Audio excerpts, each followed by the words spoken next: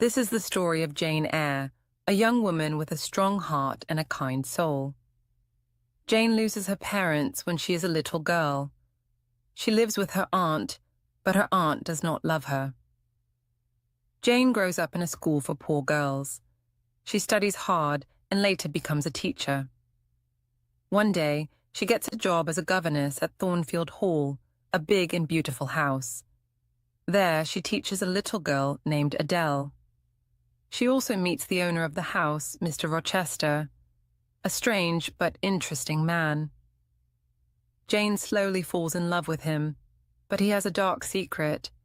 When she learns the truth, her life changes forever. This is a story of love, strength, and courage. Will Jane find happiness? Will she ever see Mr. Rochester again? Her journey is full of surprises. Let's follow Jane Eyre's story and discover her fate. Chapter 1, My Story Begins. In 1825, I was 10 years old. My mother and father had died, so I lived with my aunt and uncle, Mr. and Mrs. Reed. Their house was called Gateshead Hall in Yorkshire, England. My uncle and Aunt Reed had 2 children, John and Eliza.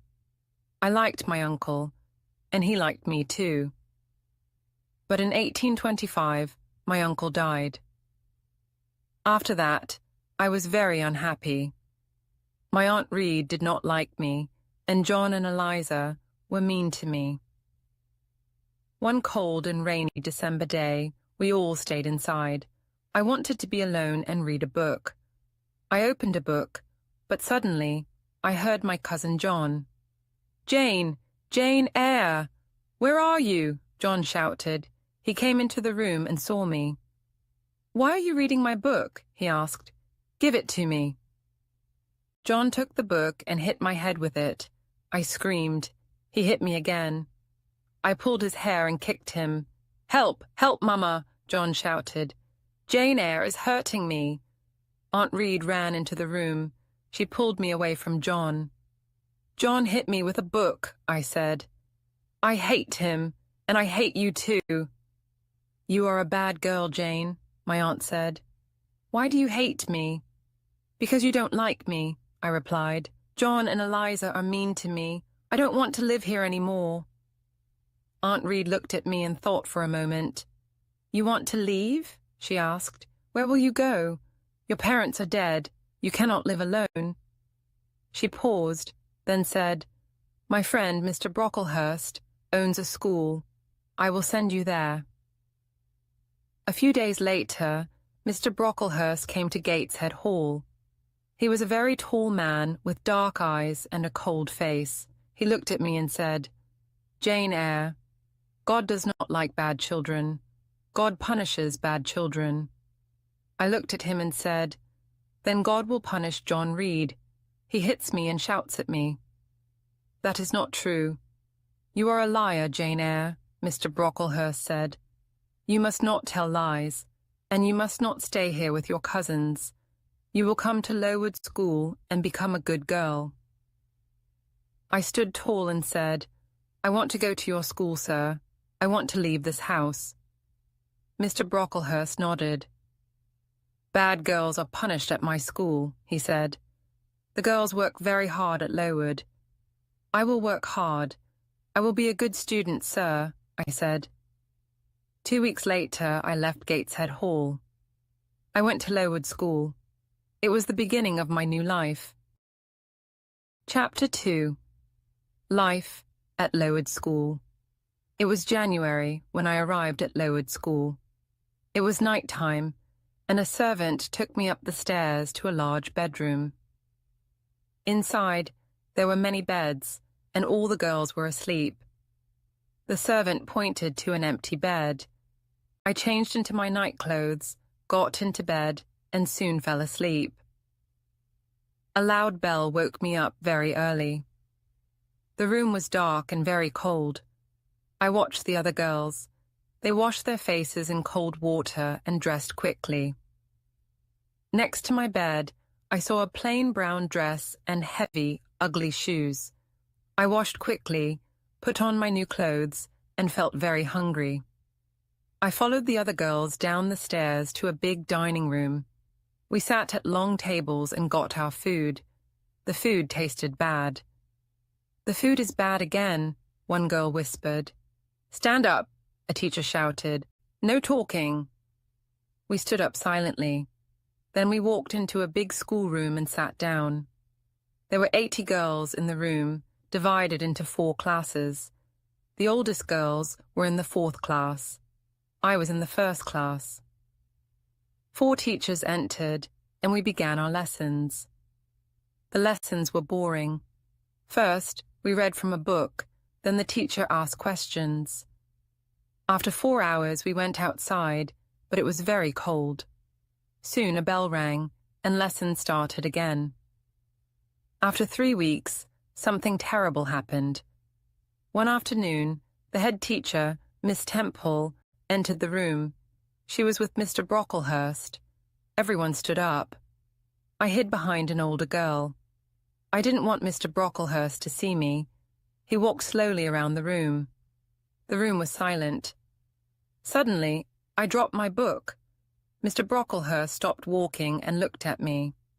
"Ah, the new girl," he said. "Come here, Jane Eyre." He pointed at 2 older girls. "You 2, lift Jane Eyre onto that high chair." The girls put me on the chair. Mr. Brocklehurst looked at everyone and said, "Look at Jane Eyre. This girl is bad. She is a liar. She must be punished." He turned to the teachers and students. "Miss Temple, teachers, girls, do not speak to Jane Eyre." Then he looked at me again. "Jane Eyre, you will stand on this chair for 2 hours. You are a bad girl." That evening, I cried and cried. But Miss Temple was kind to me. She said softly, "You are a good student, Jane, and you are not a bad girl. I am your friend."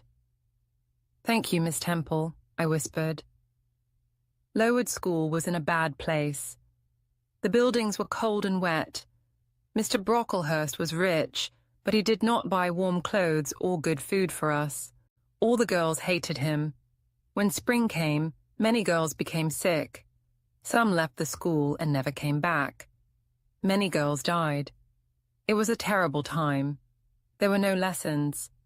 Miss Temple and the teachers took care of the sick girls. Mr. Brocklehurst was forced to buy better food and warm clothes for us. After that, he never came back to the school. The next year, Lowood School moved to a better place. It was clean and healthy. There were new schoolrooms, bedrooms, and a dining room. The teachers were happy, and I was happy too. I studied at Lowood for 6 years. Then I became a teacher there for 2 more years. I never returned to Gateshead Hall, and the Reeds never wrote to me. Chapter 3. Thornfield Hall. In 1833, I was 18 years old. That summer, Miss Temple left Lowood School because she got married. I wanted to leave too and start a new life. I will become a governess, I thought, so I wrote an advertisement in the newspaper. A young woman wants to teach 1 or 2 children at home. She teaches English, arithmetic, geography, religion, French, drawing, and music, J. Soon I received a reply. It was from Mrs. Fairfax of Thornfield Hall, near Millcote. Millcote was 70 miles from Lowood School. Mrs. Fairfax wanted a governess for a little girl. I wrote back quickly. I was going to Thornfield Hall. I travelled by coach to Millcote. A servant met me and took me to Thornfield Hall. When we arrived, another servant opened the door. She smiled warmly and took me into a small, cosy room. A kind-looking lady sat by the fire. "Are you Mrs. Fairfax?" I asked. "Yes, my dear," she said. "And you are Miss Eyre. Are you cold? Sit by the fire. A servant will bring you some food." I smiled. Mrs. Fairfax is very kind, I thought. I will be happy here. Will I see Miss Fairfax tonight? I asked. Mrs. Fairfax looked surprised. Then she laughed. Miss Fairfax, no, she said. Your pupil's name is not Miss Fairfax. Her name is Adele Varens. Adele's mother was French. She is Mr. Rochester's ward. He takes care of her. Mr. Rochester? Who is Mr. Rochester? I asked. Mr. Edward Rochester is the owner of Thornfield Hall, Mrs. Fairfax explained. I am his housekeeper. I take care of the house. Mr. Rochester is not here now. He does not like this place. He travels often. I was very tired. Mrs. Fairfax took me upstairs to my room. I went to bed immediately and slept well. The next morning, I woke up early. The sun was shining. I put on a plain black dress and opened my bedroom door. I walked down the stairs and went outside into the garden. I turned around and looked at my new home. Thornfield Hall was a beautiful house with large windows. The garden was also lovely. After a few minutes, Mrs. Fairfax joined me. Good morning, Miss Eyre, she said. You woke up early. Miss Adele is here. After breakfast, you must take her to the schoolroom. She must begin her lessons. A pretty little girl walked toward me. She was about 8 years old. She spoke in French, and I answered in French. After breakfast, I took Adele to the schoolroom. We worked all morning. Adele enjoyed her lessons, and I was happy. In the afternoon, Mrs. Fairfax showed me the house. We looked at the beautiful paintings and furniture. We walked through the long corridors. Then Mrs. Fairfax said, Come up to the roof, Miss Eyre. You can see the countryside from there. We climbed many stairs. At last we reached the top floor. Mrs. Fairfax opened a small door, and we stepped onto the roof. Look, Miss Eyre, she said. You can see for miles. I looked around. The land stretched far and wide. After a few minutes, we went back inside. The top corridor was dark and narrow. Suddenly, I heard a strange laugh. I stopped walking. Who is that, Mrs. Fairfax? I asked. Mrs. Fairfax did not answer. She knocked on a door. Grace, she called. The door opened. A servant stood there. Be quiet, Grace, please, Mrs. Fairfax said. The woman looked at Mrs. Fairfax for a moment, then closed the door. That was Grace Poole, Mrs. Fairfax explained. She works up here. Sometimes she laughs and talks with the other servants. Don't worry about Grace. Let's go downstairs now, Miss Eyre. I followed her down the stairs, but I couldn't stop thinking about the strange laugh. Chapter 4. Meeting Mr. Rochester. 3 months passed at Thornfield Hall, but I had not met the owner. Mr. Rochester had not come home. One cold January afternoon, I went for a walk. I was going to the village of Eyre to post a letter. Eyre was 2 miles from Thornfield Hall. The day was clear but very cold. I walked quickly and soon got near the village. Suddenly, a big black and white dog ran past me. A moment later, a man on a black horse followed. Then I heard a loud cry. The dog ran past again, barking loudly. I turned around. The horse had slipped on the ice and the man had fallen. I walked towards him. Can I help you, sir? I asked. My horse fell. I hurt my foot, the man said. The horse stood up, and the man tried to stand, but he fell again. He was about 35 years old. He was not handsome, but he had a strong face. He had dark eyes and black hair. He was not very tall, but he looked powerful. I will bring someone from Thornfield Hall, I said. Do you live at Thornfield? He asked. I am the governess, I replied. Ah, yes, the governess, the man said. Help me, please. He slowly stood up and leaned on my shoulder. I helped him walk to his horse. He pulled himself up onto the horse. "Thank you. Now go home quickly," he said and rode away. I continued walking to the village and posted my letter. Then I returned to Thornfield Hall. As I entered the house, a black and white dog came towards me. I recognized the dog. "Whose dog is that?" I asked a servant. "It's Mr. Rochester's dog," the servant said. "Mr. Rochester has come home, but he hurt his foot. His horse slipped on some ice." I smiled. "So, Mr. Rochester has returned." The next evening, Mr. Rochester sent for me. I put on a clean dress and brushed my hair. When I entered the sitting room, I saw Mrs. Fairfax and Adele sitting with him. Mr. Rochester was in a large chair, with his injured foot on a small stool. "This is Miss Eyre, sir," Mrs. Fairfax said. Mr. Rochester looked at me, but did not smile. "Sit by the fire, Miss Eyre," he said. Then he asked me questions. "Where are you from?" "From Lowood School. I was there for 8 years." "8 years? That is a long time. Who are your parents?" "I have no parents, sir. They are dead." "But where is your home?" "I have no home or family." "Why did you come to Thornfield Hall?" "I wanted to leave Lowood. I put an advertisement in the newspaper, and Mrs. Fairfax replied." Mrs. Fairfax nodded. "Miss Eyre is a good teacher, Mr. Rochester," she said. For the first time, Mr. Rochester smiled. "You are very young, Miss Eyre," he said. "I am 18, sir," I replied. After that, he did not ask more questions. A few days later, Mr. Rochester sent for me again. "Sit near me, Miss Eyre," he said. "Mrs. Fairfax will talk to Adele." I sat quietly and waited. The fire was bright, and I could see Mr. Rochester's face clearly. His large dark eyes watched me. Then he smiled. "Miss Eyre," he said, "you are looking at me very carefully. Am I a handsome man?" I answered honestly. "No, sir." Mr. Rochester laughed.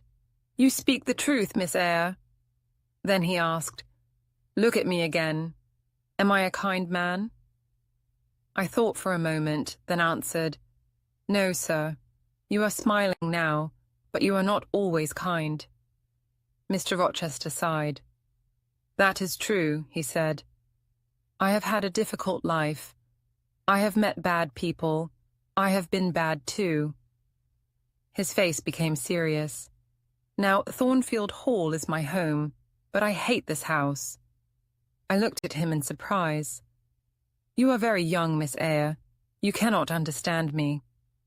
"You are right, sir. I don't understand you," I said, and stood up. "Where are you going?" he asked. "It is late. Adele must go to bed." "Are you afraid of me, Miss Eyre?" he asked. "No, sir, but you say strange things." Mr. Rochester smiled again. "Take Adele to her room, Miss Eyre," he said. "We will talk again tomorrow." After that night, we talked many times. Mr. Rochester was interesting but strange. I often thought about him. Why does Mr. Rochester hate Thornfield? I asked myself. Thornfield Hall is a beautiful place, but Mr. Rochester is not happy. Chapter 5. Fire. It was March. One night I was in bed, but I was not asleep. The house was quiet.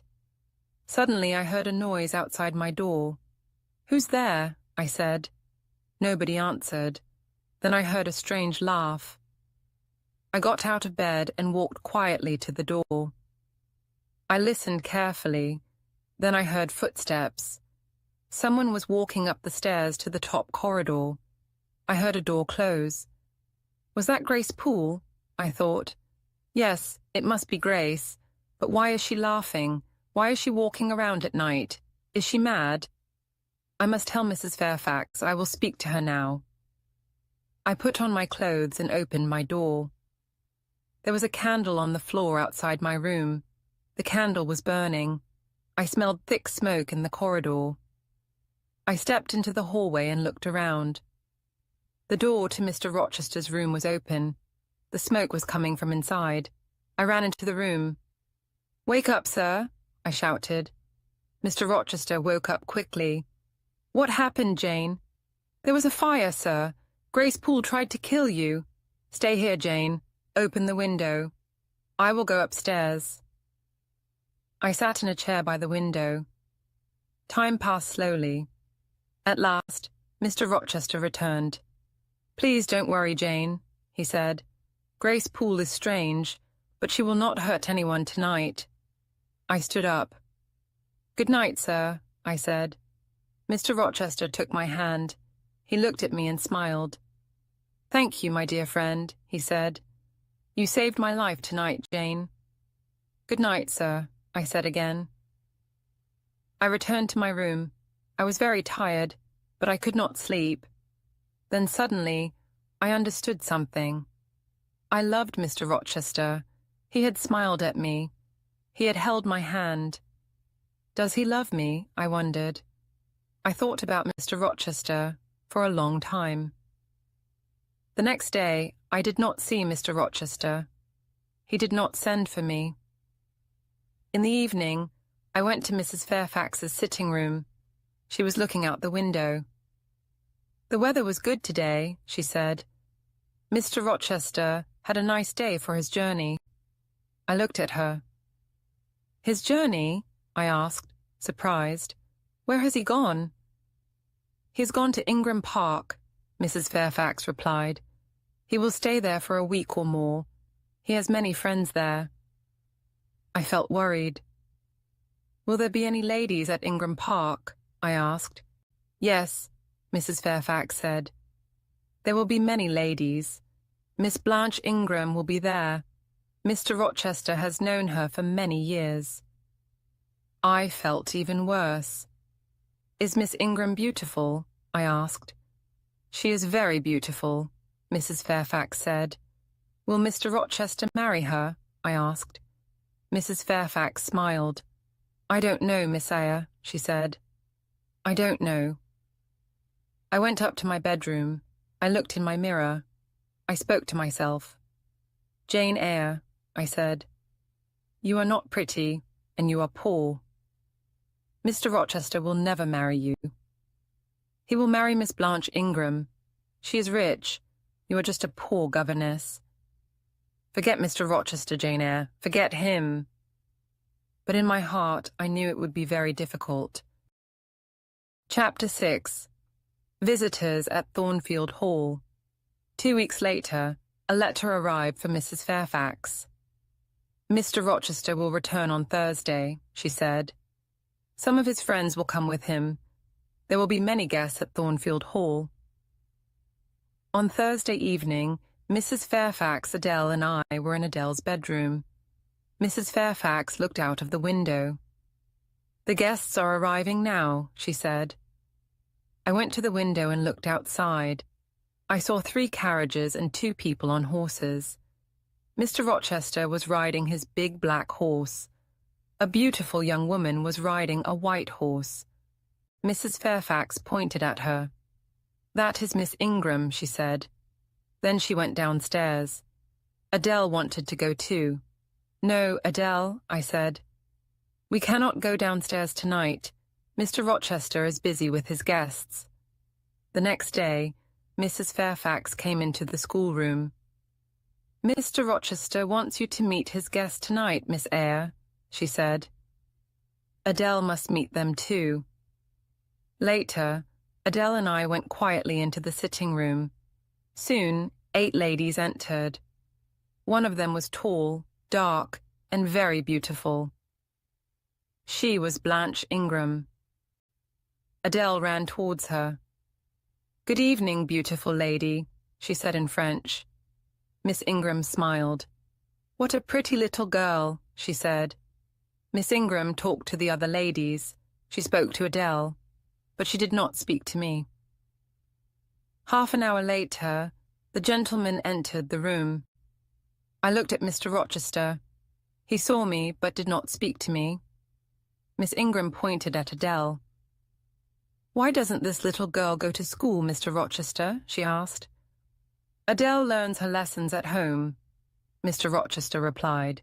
"She has a governess." Miss Ingram looked at me. "Oh yes, that small woman by the window," she said. "I had many governesses. I hated all of them. They were all ugly and boring." Later, Miss Ingram and Mr. Rochester sang songs together. Mr. Rochester had a beautiful voice. I listened for a while, then quietly left the room. Mr. Rochester followed me. "What is wrong, Jane?" he asked. "Nothing, sir," I said. "But I am tired. I am going to my room. Good night, sir." "You are tired, and you are unhappy too," Mr. Rochester said. "I can see tears in your eyes.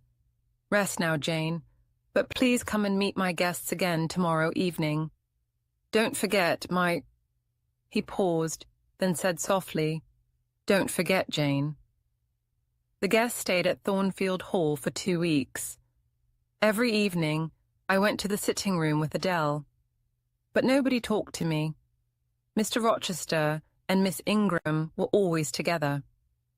One afternoon, Mr. Rochester went to Millcote. He returned late at night. I met him at the front door. "Another guest has arrived, sir," I told him. "His name is Mr. Mason. He has come from the West Indies." Suddenly, Mr. Rochester's face turned pale. He held my hand tightly. "Mason, the West Indies. Mason," he whispered. "Are you ill, sir?" I asked. He sighed. "Jane, my little friend, I have had a shock," he said. "Please bring me a glass of wine." I ran to the dining room and brought him a glass of wine. He drank it quickly. Then he asked, "What are my guests doing?" "They are eating and laughing, sir," I said. "Mr. Mason is talking to them." Mr. Rochester shook his head. "One day they will all hate me," he said softly. Then he stood up. "Now go to the dining room again," he said. "Tell Mason to meet me in the library." I gave Mr. Mason the message. Then I went to my bedroom. I got into bed and closed my eyes. Later, I heard Mr. Rochester and Mr. Mason going upstairs. They were laughing and talking. Soon I fell asleep. Chapter 7. A Terrible Night. Some hours later, I woke up suddenly. A loud and terrible cry had woken me. The moon was bright, and its light shone through my window. I listened carefully. Then I heard someone shouting, "Help! Help! Rochester, help me!" The voice came from the top corridor. "Help! Help!" I got out of bed and put on my dress and shoes. I opened my door. The other guests were already in the corridor. They all looked worried. "What happened?" they asked. "Is there a fire?" "Who is hurt? Where is Mr. Rochester?" Then I heard his voice. "I am here," Mr. Rochester said. He was walking down the stairs from the top corridor. "What is wrong, Mr. Rochester?" Miss Ingram asked. "What has happened?" Mr. Rochester shook his head. "Nothing is wrong," he said. "One of the servants had a bad dream. Go back to bed." I went back to my room, but I knew something was wrong. I did not go to bed. I waited. Soon someone knocked on my door. I opened it. Mr. Rochester was standing there. "Jane, follow me. Do not make a sound," he whispered. We walked to the top corridor. Mr. Rochester unlocked a door, and we entered a room. Mr. Mason was sitting on a chair. His face was very pale, and his shirt was covered in blood. Then I heard a terrible laugh from the next room. Grace Poole is mad, I thought. Why does Mr. Rochester have a mad servant? Mr. Rochester spoke quietly to Mr. Mason. "I am going to bring a doctor, Richard," he said. Then he turned to me. "Stay here, Jane. Wash Mr. Mason's arm, but do not speak to him." Mr. Rochester left the room. I washed Mr. Mason's arm. We sat in silence, waiting. After 2 hours, Mr. Rochester returned with a doctor. The doctor looked at Mr. Mason's arm. Mr. Mason shook his head. "She bit me," he said. "I wanted to see her. I wanted to help her, but she bit me." "Be quiet, Richard," Mr. Rochester said quickly. The doctor put a bandage on Mr. Mason's arm. Mr. Rochester gave him his coat. Then he spoke to me. "Go downstairs, Jane. Unlock the small door at the side of the house. We will follow you." I ran downstairs and opened the door. A servant was waiting outside with a carriage. Mr. Mason and the doctor came out of the house and got inside. Mr. Rochester stood by the door. Mr. Mason spoke through the carriage window. "Help her. Be kind to her, Rochester," he said. "Yes, I will, Mason," Mr. Rochester replied. The carriage drove away. Mr. Rochester looked at me. "Will you walk in the garden with me, Jane?" he asked. "I do not want to sleep now." "Yes, sir," I said. The morning sun was beginning to rise. The birds were singing. The flowers smelled sweet. "It has been a strange night, Jane," Mr. Rochester said. "Were you frightened?" "I am frightened of Grace Poole," I said. "She will hurt you one day." Mr. Rochester shook his head. "I am stronger than she is. She will not hurt me." He looked at me for a long time. "Are you my friend, Jane?" he asked. "Yes, sir. I will be your friend forever," I replied. Mr. Rochester smiled. "Thank you, my dear," he said. "I have made mistakes. Now, I want to be happy. That is not wrong, is it, Jane?" He was silent for a moment. Then he said, "Go inside now. I will talk to you tomorrow." The next day, I received a letter from Gateshead Hall. It was from my cousin Eliza. Gateshead Hall. "Dear Jane Eyre, my brother, John, is dead. My mother is very ill. She wants to see you. Please come quickly, Jane. Your cousin Eliza Reed." I left for Gateshead Hall immediately. The next day, I arrived. My Aunt Reed was very sick. She could not move. She did not speak to me. I wanted to return to Thornfield Hall. I wanted to see Mr. Rochester, but Eliza wanted me to stay. After 3 weeks, my aunt finally spoke. Her voice was weak and slow. "Are you Jane Eyre?" she asked. "Yes, Aunt Reed, I am Jane Eyre," I said. "There is a letter for you," she said. "It is in my desk. Call Eliza, she will get it." Eliza came in, opened the desk, and gave me the letter. "Read it, Jane," my aunt said. The letter had come 3 years ago from Madeira. Madeira, October 1831. Dear Madame, I am Jane Eyre's uncle. I am a very rich man. I have no children. One day Jane will have all my money. Tell her about me. She must write to me. John Eyre. Aunt Reed looked at me. "I answered that letter," she said. "I hated you, Jane. I did not want you to have your uncle's money." So I wrote back. "I told John Eyre that you were dead. I said you died at Lowood School." She closed her eyes. "I was wrong, Jane. I am sorry."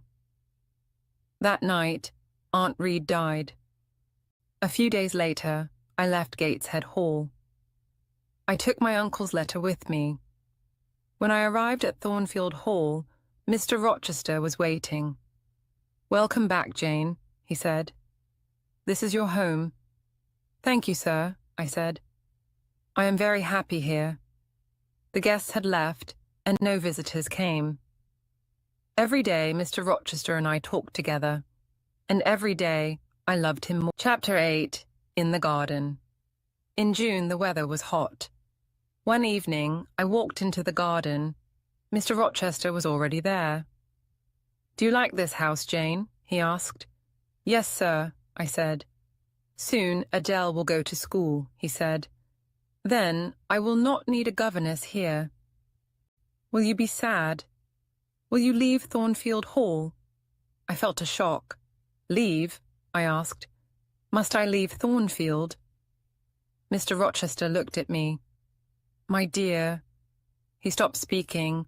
Then after a moment he said, I am going to be married soon. My heart broke. Oh, sir, I whispered. Then I must go far away, far from Thornfield, far from you, sir. Tears filled my eyes. Mr. Rochester looked at me softly. I will always remember you, Jane, he said. Will you forget me? No, sir, I said. I will never forget you. I don't want to leave Thornfield. I don't want to leave you. Mr. Rochester took my hand. Then don't leave, Jane, he said. Stay here. He smiled at me. I shook my head. I cannot stay, sir, I said. You are going to marry Miss Ingram. I am poor. I do not have a pretty face, but I have a heart, and it is full of love. Mr. Rochester suddenly laughed. Jane, I am not going to marry Miss Ingram, he said. I stared at him. She is rich, she is beautiful, he continued. But I do not want her. I want you. Jane, will you marry me? For a moment, I could not speak. Then I looked into his eyes. Do you love me, sir? I asked. I do, he replied. Then, sir, I will marry you, I said. Mr. Rochester held me close and kissed me. My dearest Jane, he said, nothing can stop our marriage now. In 1 month we will be husband and wife. We kissed again. Then I went inside the house. That night I lay in bed, smiling. Then I remembered my uncle's letter. I will write to him in Madeira, I thought. I will tell him about my wedding. I am very happy. My uncle will be happy too. Mr. Rochester wanted to buy me beautiful dresses and gifts, but I did not want them. No, Edward, I said. I am not beautiful. I do not want pretty things. I only want you. It was July. 2 days before the wedding, Mr. Rochester left for a short trip. I will return tomorrow, he said. I love you, Jane. That night I went to my room early. I looked at my wedding dress and veil. In 2 days, I will be Jane Rochester, I thought. I went to bed, but I did not sleep well. The next morning, Mr. Rochester returned. He looked at me carefully. What is wrong, Jane? He asked. Your face is pale. Are you frightened? I took a deep breath. I had a strange dream last night, I said. It was about this house, but in my dream, Thornfield Hall had no roof, the walls were burned, everything was black. I tried to find you, but you were not there. Mr. Rochester smiled. Are you afraid of a dream, Jane? He asked. No, Edward, I said. But when I woke up, there was a woman in my room. Mr. Rochester's smile disappeared. She was tall and heavy, I continued. She had long black hair. Mr. Rochester stared at me. She was holding a candle, I said. She put my wedding veil over her head and looked in the mirror. Then I saw her face. I shivered. Her face was strange and terrible, Edward, I said. Suddenly she tore my veil into 2 pieces. She threw them on the floor. Mr. Rochester took my hands. What happened next? He asked. She held the candle near my face, I said. She looked at me and laughed. Then she walked away. Mr. Rochester took a deep breath. Jane, that was only a dream, he said. I shook my head. No, Edward, it was not a dream, I said. This morning, my wedding veil was on the floor. It was torn in 2 pieces. Mr. Rochester stood up. But the woman did not hurt you, Jane, he said. Sleep in Adele's room tonight, my dear. You will have no more bad dreams. I looked at him. Who was that woman, I thought. Why is Mr. Rochester not afraid? But I said nothing. I left the room quietly. Chapter 9. The Truth About Mr. Rochester. It was my wedding day. Mr. Rochester and I were going to be married at a small church near Thornfield Hall. After the wedding, we would travel to London. I woke up early and put on my wedding dress. Then I went downstairs. Mr. Rochester was waiting for me. At 8 o'clock, we walked together to the church. The clergyman stood at the church door. Inside, there were two men sitting in a dark corner. I could not see them well. The clergyman began the ceremony. Then he asked an important question. Does anyone here know a reason why these two people should not be married? He waited. For a moment, there was silence. Then one of the men in the dark corner stood up. He spoke loudly. There is a problem. These two people must not be married. There is no problem, Mr. Rochester shouted. Please continue with the wedding. The clergyman shook his head. I cannot continue, he said. He turned to the man in the corner. Sir, what is the problem? The man spoke firmly. Mr. Edward Rochester is already married. I stared at Mr. Rochester in shock.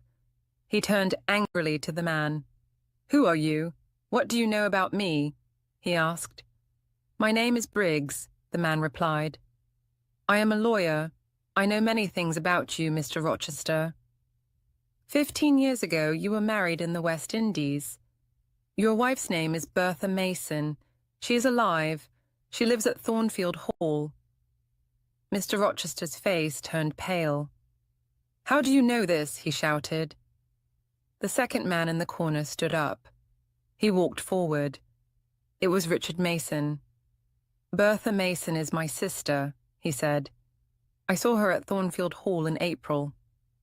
Mr. Rochester was silent for a moment. Then he spoke quietly. It is true, he said. My wife is living at Thornfield Hall. She is mad. Come and see her, all of you. We left the church. Nobody spoke. At Thornfield Hall, Mrs. Fairfax and Adele were waiting. They were smiling happily. Mr. Rochester shook his head. Nobody will be happy today, he said. We are not married. He led us upstairs to the top corridor. He unlocked a door and we entered a small room. I recognized the room. We walked through it to another door. Mr. Rochester unlocked it. Inside, Grace Poole was sitting. But there was another woman too. She was tall and heavy. Her long dark hair covered her face. Then she turned. I gasped.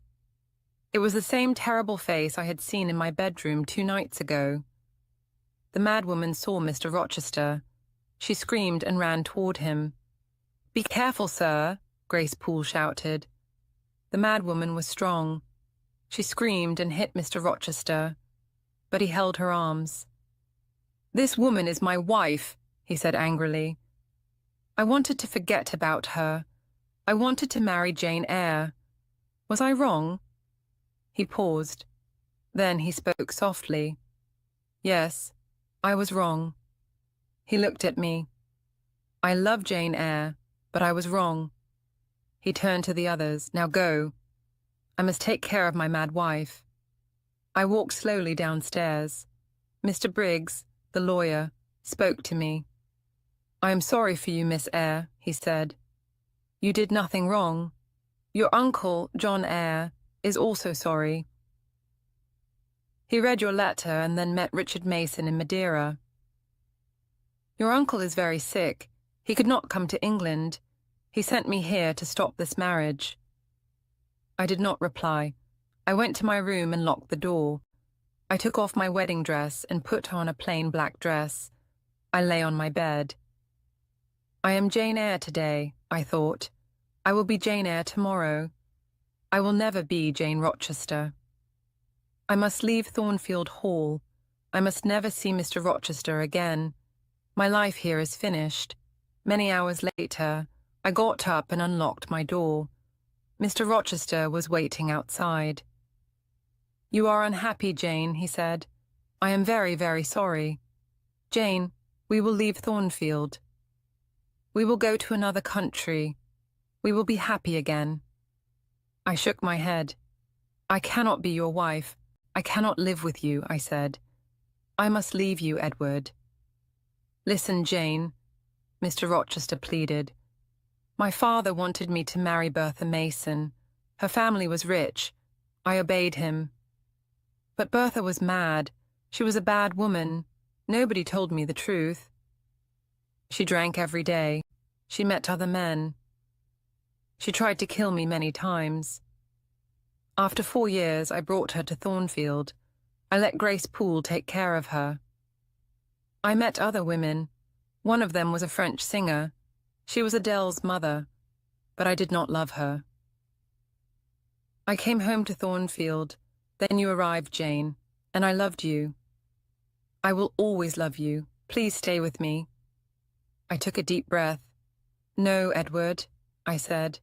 "I am going away. We will be unhappy, but we must not be together. Goodbye, Edward." "Oh, Jane, Jane, my love," Mr. Rochester cried. "Don't leave me." I kissed him. "God will help you, Edward," I said. Then I went into my room. I packed my bag. Later, I heard Mr. Rochester enter his room. I went downstairs quietly. I opened the small door at the side of the house. I stepped outside. I walked to the road. It was dark and cold. Soon, a coach arrived. I gave all my money to the driver and got inside. Many hours later, the coach stopped. The driver turned to me. "You must give me more money now," he said.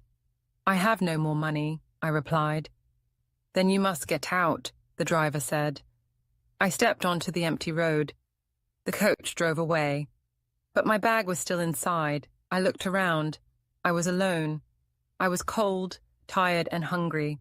I walked and walked. By evening, I lay down on the ground. I closed my eyes and fell asleep. Chapter 10. Moor House. The next morning, I woke up late. I walked for many miles along the road. The sky was dark, and soon it started to rain. My clothes were wet, and I saw nobody. I kept walking all day on the empty moor.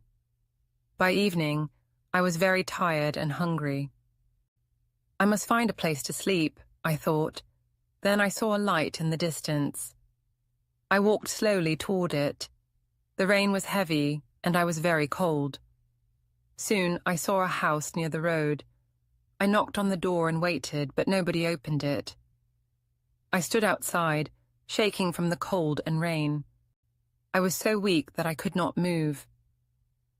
"I am going to die here," I whispered. Suddenly, I heard a man's voice behind me. "No, you will not die at Moor House," the man said. He unlocked the door and helped me inside. We entered a warm sitting room. "Please sit down," he said kindly. 2 young women entered the room. "Give this poor woman some food, Diana," the man said. "Give her dry clothes, Mary." Then he spoke to me. "My name is St. John Rivers," he said. "These are my sisters, Diana and Mary. What is your name, young woman?" I closed my eyes and whispered, "My name is Jane. Elliot." "Jane is very tired," Diana said. "She must rest now." I stayed in bed for 3 days at Moor House. Diana and Mary were governesses, like me. They were only at Moor House for a few days. Their brother, St. John, was a clergyman. They were very kind, and soon we became friends. One day, St. John asked about my past. I was a governess, I told him. I spoke about Lowood School, but I did not mention Thornfield Hall. I did not speak about Mr. Rochester. "I want to work, St. John," I said. "Can you help me?" "I have a plan," he replied. "There is a village nearby. Many girls there cannot read or write. I will build a small school for them, but I need a teacher. I will teach them, I said quickly. Good, St. John smiled. You will live in a small house next to the school. 3 days later, St. John received a letter. He looked worried. What is wrong? I asked. Jane, I must ask you 3 questions, he said. Is your name really Jane Elliot? Do you have another name? Do you know someone called Jane Eyre? I stared at him. I did not speak. I have news about Jane Eyre, St. John said. She was a pupil at Lowood School. Then she was a governess at Thornfield Hall. A lawyer is looking for her. His name is Mr. Briggs. Mr. Rochester had a mad wife, but he tried to marry Jane Eyre. She left Thornfield. Now Mr. Briggs is searching for her. I took a deep breath. I must tell you the truth, St. John, I said. My name is not Jane Elliot. My name is Jane Eyre. I was a governess at Thornfield Hall. I know Mr. Rochester. Did Mr. Briggs write anything about Mr. Rochester? I asked. St. John shook his head. No, Jane. This letter is about you, he said. Your uncle, John Eyre, has died. He has given you £20,000. You are rich, Jane. I was shocked. But why did Mr. Briggs write to you? I asked. St. John smiled. Because my mother's name was Eyre, he said. She was your father's sister, Jane. I gasped. Then you, Diana, and Mary are my cousins, I said. I thought carefully. Then I smiled. Write to Diana and Mary, I said. They must come home. I will share Uncle John's money with all of you. The next day, I wrote to Mr. Briggs.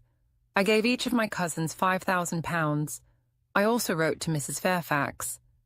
But she never replied. 6 months passed. I heard nothing from Thornfield Hall. I heard nothing about Mr. Rochester. Then one evening, I was walking on the moor. Suddenly, I heard a voice. There was nobody there. But the voice called my name. Jane! Jane! Jane! I stopped and listened. My heart started beating fast. That is Mr. Rochester's voice, I whispered. I shouted back, I am coming, Edward. I am coming. Then I ran to Moor House. I told my cousins, I am going to Thornfield Hall tomorrow. The next morning, I began my journey. Chapter 11. My story ends. 2 days later, I got out of a coach. I stood on the road near Thornfield Hall.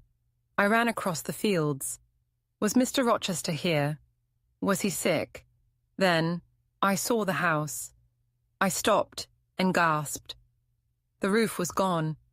The walls were black and burnt. Nobody lived there anymore. I stared at the ruins. I had seen this before. I had seen it in a dream. I felt afraid. Where was Edward Rochester? I went to the village of Hay. I asked about Thornfield Hall. I asked about Mr. Rochester. A man in the village told me. 3 months ago there was a fire at Thornfield Hall. The madwoman burned the house. She was Mr. Rochester's wife. Was Mr. Rochester inside the house? I asked. Yes, the man said. He tried to save his wife. He went into the burning house, but the madwoman jumped from the roof. She died. I covered my mouth. Was Mr. Rochester hurt? I asked quickly. The man nodded. Yes, he was badly hurt. He is blind now. He cannot see. And he has only one hand. Where is he? I asked. He is living at Ferndean, the man said. It is an old house 30 miles away. Do you have a carriage, Vats? I asked. I must go to Ferndean immediately. I got out of the carriage near Ferndean. I walked to the house and knocked on the door. A servant opened it. I recognized her. Her eyes widened. Oh, Miss Eyre, you have come, she said. Mr. Rochester has been calling your name. A bell rang in another room. The servant turned. That is Mr. Rochester's bell, she said. He wants some candles. She lit 2 candles and picked them up. Mr. Rochester is blind, but he always has candles in his room at night, she said. Give the candles to me, I said. I will take them to him. I opened the door to Mr. Rochester's room. His black and white dog was sitting by the fire. The dog jumped up and ran to me. Mr. Rochester heard the noise. Who is there? He asked. I smiled. Don't you know me, Edward? I said. Your dog knows me. I put the candles on the table. I held Mr. Rochester's hand. He touched my fingers. His eyes widened. I know this voice, he whispered. I know this little hand. He paused. Then he asked softly, Jane, is that you? Yes, sir. I have found you at last, I said. I will never leave you again. I told Mr. Rochester everything. Why did you leave your cousins, Jane? He asked. Why did you come back to me? I am blind. I have only one hand. I held his hands tightly. I will take care of you, Edward, I said.